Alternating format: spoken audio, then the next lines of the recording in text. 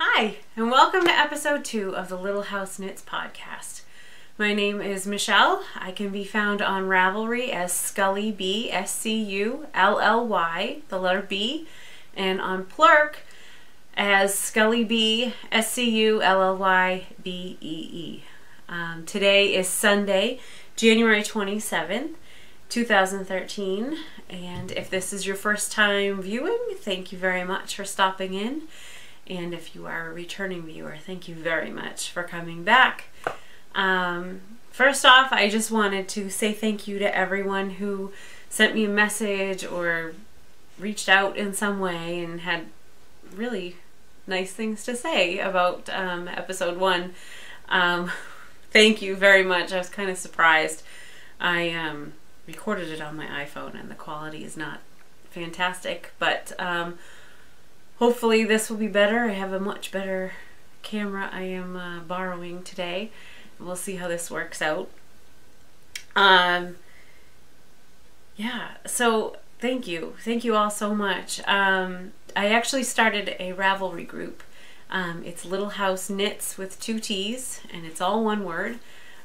Feel free to stop in, introduce yourself, let me know what you have on your needles. I'd love to hear about it. So yeah, please stop by. Hopefully soon I'd like to get some knit-alongs underway, or maybe some other groupy kind of, well, not groupy, but you know, group projects type of things underway. So stay tuned and stay in touch. I'm gonna just jump right into things today. I'm saying a lot, you know. Nerves, it's all nerves. So I'm going to jump right into things, and at the top of my list is finished objects. This is a rare week for me. I have 3 finished objects, so I will get right into that. The first one I had actually showed last week. Actually, let me show you this one first because it's on top and it's in the way. This is the Modern Rib Hat by Susan B. Anderson, and I'm not really a hat girl, but it's not too shabby. It's a nice, quick, easy knit, and it's free pattern. My goal this year is to really use up as much stash as I can, and I knit this with Bernat Softy Chunky because I had it left over from another project. And while it is pretty stiff, it stands on its own and everything, it's still a nice, warm and manly color-wise hat. My son has already laid claim to it. So you know what, let me just throw this in. It's not a finished object. It really should have gone with the thank yous with everybody else, and I have thanked him in person, but I should thank my son because my 9-year-old is pretty amazing, as most 9-year-olds can be. And one day he came home, I was watching one of the podcasts that I watch, and he just asked where my podcast was, and it just shocked me how sweet that was, that he just thought that I could do that, and how a lot of people would want to listen to me talk, which is funny because my 9-year-old usually doesn't want to listen to me. So so he's probably the biggest reason I'm sitting here talking to you today, is because he thought I could do it, and I don't want to prove him wrong. So he is the one, Cole, my 9-year-old, laid claim to this hat here. So when he remembers to leave the house with a hat, he will be warm. But on to the thing that I showed you last week, which was the Emily tunic. And this is a paid-for pattern by, I have it written down here, Jennifer Alexander, I believe. And it came out so sweet. I'm sorry I had to put it on a hanger. It's just so stinking cute. I love it. I don't have a button yet, but I haven't really gotten out much. It's been freezing here lately up in Massachusetts. So I haven't really wanted to leave the house. If I don't have to go to work or the grocery store, I'm not leaving. It's too cold. So the only thing this is missing is a button. And I think I had mentioned last time I have 2 co-workers who are expecting, so this is for one of them. And this, another one, is so cute. This is from my other co-worker. So this was made out of Barocco Weekend, and I don't have the colorway. Barocco usually has numbers for the colors, and I'm not sure. And this was some leftover Spa Country bamboo acrylic, I think it is. And I love it. Now this one, I was a grown-up, and I swatched. I swatched, and I washed, and I blocked it, and everything. And I got gauge with this. And I figured, oh, well, this is Cottonese, and they're pretty similar, so if I do the same thing, it'll come out the same way. And it didn't. So that shows you how important swatching is. This one, it's slightly bigger. I knit them both on the 0 to 6 month size. And I think this one might get a little bit more wear. So, but this is Cottonese, and this here is Martha Stewart Crafts. And I'm sorry, Martha, but I do not love your yarn. I had read some reviews of this, of course, after I bought it. It was on clearance. That should have been the first sign. I had read some reviews and they weren't too stellar. But I figured this is the color that I had in my head, and I really wanted to go with it, so I did. I'm happy with the overall garment, but I don't think I would recommend it again. I think it's like 50% hemp and 50% cotton. It was just, it kept twisting on itself, and it's very fibery. I don't even think fibery is a good word for it. It felt like hay. I don't know if that's, I'm sorry, I know that's probably really mean, but I think Martha will survive if I don't love her yarn. So those are my 3 finished objects this week, and if you know anyone who's expecting, this is a super cute and super quick knit. I was shocked I got 2 of these done. Yeah, so yay for that.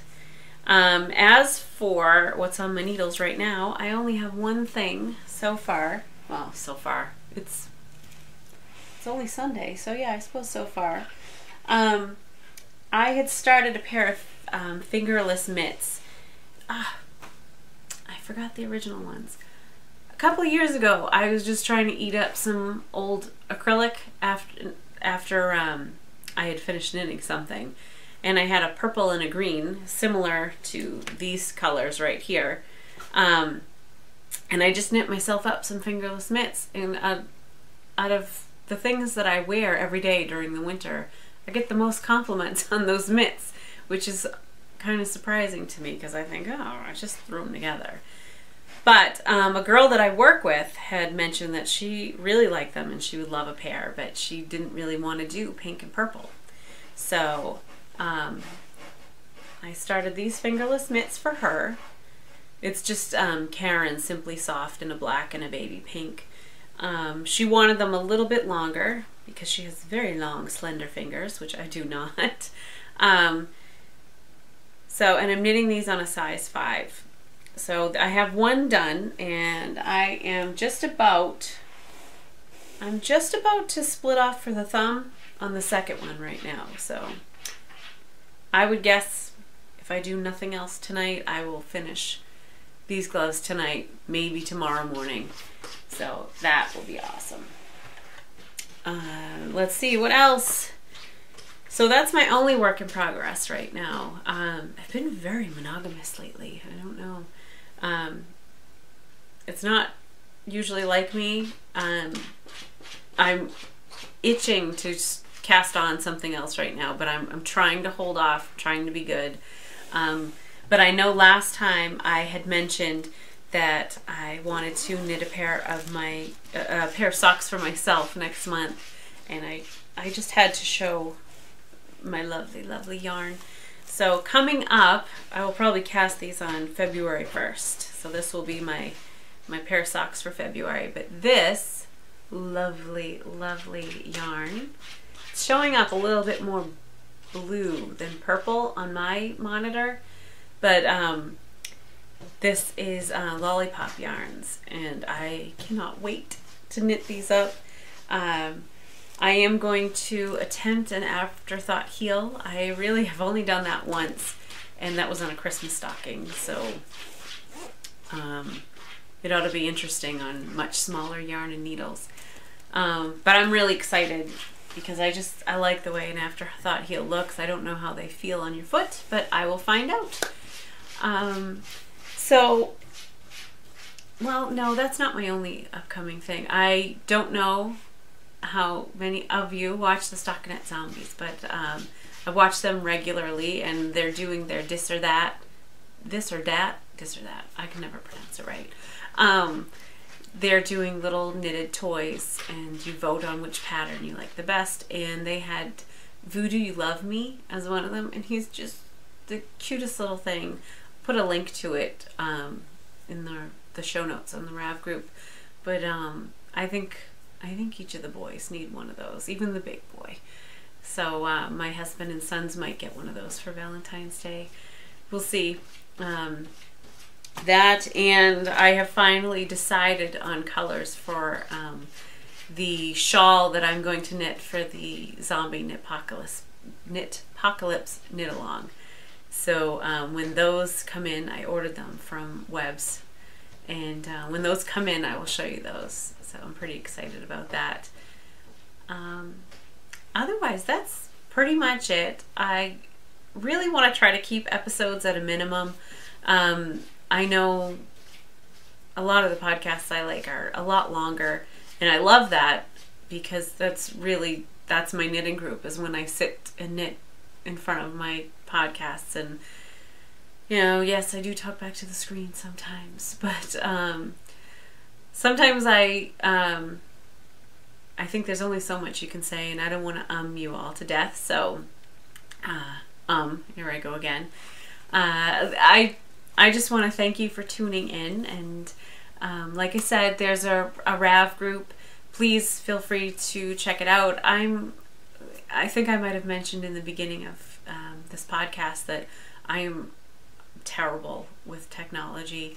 I'm looking into iTunes, but I'm having a lot of trouble as to what they're asking me for. I don't know. I can use the internet and I can Google anything, I can do email, but I didn't own my own computer until I was about 23, so not very good at all this, but I'm trying, and I appreciate any feedback you have. So on that note, thank you for stopping by the Little House, and happy knitting.